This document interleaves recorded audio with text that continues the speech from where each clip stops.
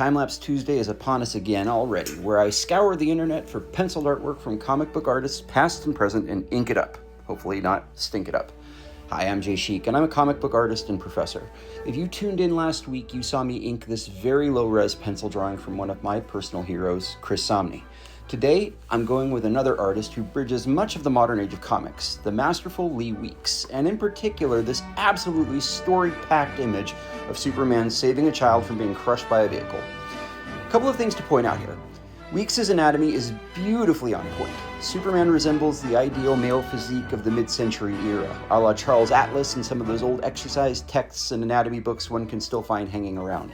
Moreover, his proportions and sense of appeal on the child central to this composition is a masterclass in how to draw kids. Note the disproportionately large head and how that ratios to the child's face. The Little Lord Fauntleroy or Prince Valiant haircut speaks to the difficulty of getting a kiddo to sit still in a barber's chair, and those of you who've ever taken a toddler in for a haircut know exactly what I'm talking about here. It's amazing how many artists struggle with drawing believable children, but on the other hand, it can be quite counterintuitive, if not outright difficult. Where I struggled most in inking this was in my brush choices. Once I settle into a specific tool, I'm not big on changing it up, especially since I work up the entire piece at once, jumping from place to place faster than a speeding bullet. Having to balance that constant geographical displacement with brush switching is sometimes a bridge too far.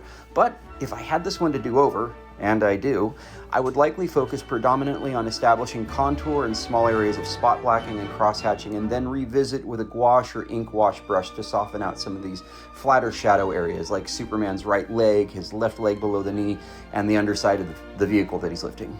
As ever, it has been a pleasure to cover another artist's pencil mileage, and I picked up a few things here that I'm certain will carry over into my own professional work.